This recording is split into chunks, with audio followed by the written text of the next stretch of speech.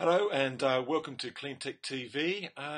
Today we're joined by Larry Kazmerski from the National Renewable Energy Laboratory in the US, where he is Executive Director of Science and Technology. Larry, welcome. Oh, thank you, and it's very, very nice to be here and talk with you. Look, you are described as a sort of a global ambassador for solar PV. What exactly does that mean, and what do you hope to achieve in that role?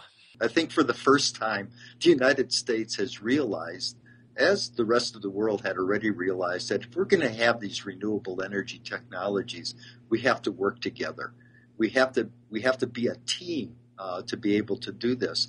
So part of my job has been now to interface for the first time with laboratories, whether they're in Europe or Asia, and now also in Australia, to be able to work together to bring these on to be a reality. We're not just starting with Australia. We've had many interactions with the Australian research community, in particular in photovoltaics. And as you know, Australia is a leader, in these solar technologies. Whether on one side it's on the solar photovoltaic side, on that electricity side, or whether it's in solar thermal. So tell me, why are you attending the AuSES conference, and what will your key message be there? Well, I'm certainly coming to the conference there in Australia because Australia is an important part of the world renewable energy community, and in particular on the solar part. I think that maybe sometimes if you're in Australia, you don't realize that Australia is one of the world leaders in solar energy.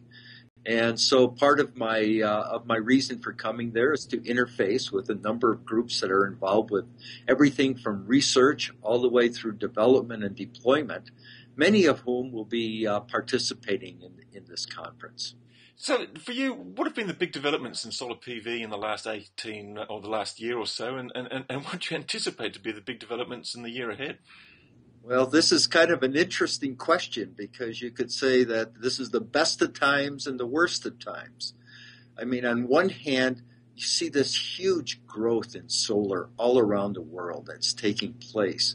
And you see a lot of changes taking place in attitudes toward these renewable energy technologies. The United States is on board. I think that's a big change that has happened, that there is a commitment here in the U.S. to make renewables a real part of our energy portfolio. See, that's the great news. All this wealth and everything that's happening to our community. The bad news is that at the same time, the economy has gone south. Not to Australia, I mean, but really has gone down. And this has just slowed things. Even though when people look, they say, well, look at this phenomenal growth we're having. But it could be twice, 3 times, 10 times as much if the economy would be in decent shape. So even though things are going so well right now, such a big change for solar, we could be doing better. And as soon as this economy comes around, I think you'll even see much more huge changes for our technologies. So what do you see as the potential for solar PV? I mean, how much do you think it can provide for energy in the US or in other sort of sun-struck countries such as Australia? Well, when optimists and solar pioneers and things always talked about this, is that people were worrying that we were always predicting too much when we talked about 10% or 15% of our energy. Now that's a pessimistic look. I think that if you see what is being looked at is people are predicting 20%, 25%, 30%, within our lifetimes to be part of our energy electricity generation. By 2030, there's no reason that we couldn't have between 15 and 25% of our electricity coming from this solar energy source for our economy. And if you take that even further, Europe is far ahead of us.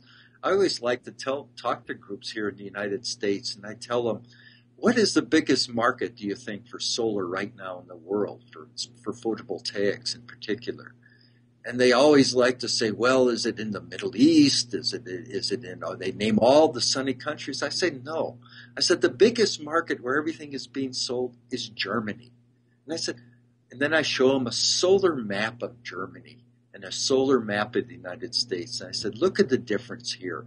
I said, we have no place in the continental United States that has a solar resource source worse than Germany, and that's the biggest market. If it makes sense there, it makes sense here.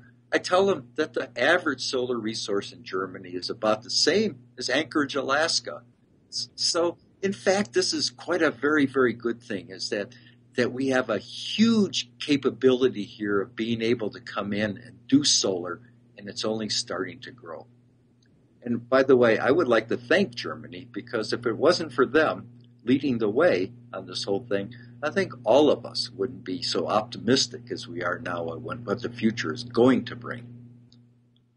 Now, I've read that one of the interesting projects that you're involved in is Iraq. So what's happening there? I mean, obviously they've got power supply problems. What are you doing there, and what role can solar play?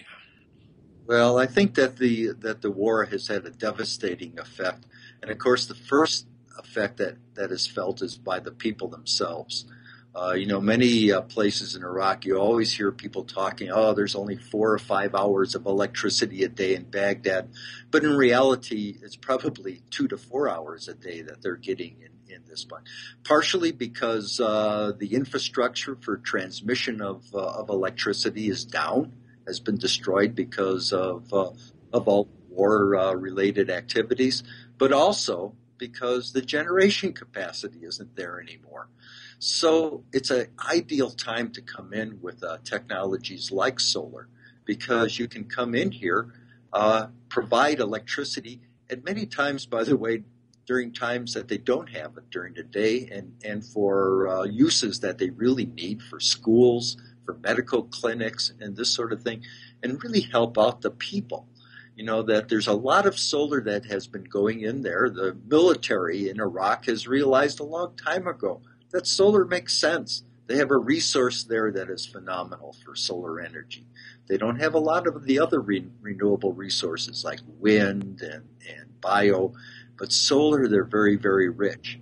And they started to put this in, and now we're starting to see this. We're starting to put in street lights in Baghdad. We're starting to look in the rural areas of Iraq where electricity is just at a premium. And the whole intent here is to do this, to provide a rebuilding of the electrical infrastructure to help out by using solar. Okay, Larry, look, thank you very much for joining us, and hope you enjoy your trip to Australia. Oh, I think that this is a very, very fine opportunity, and it's an honor for me to be in Australia.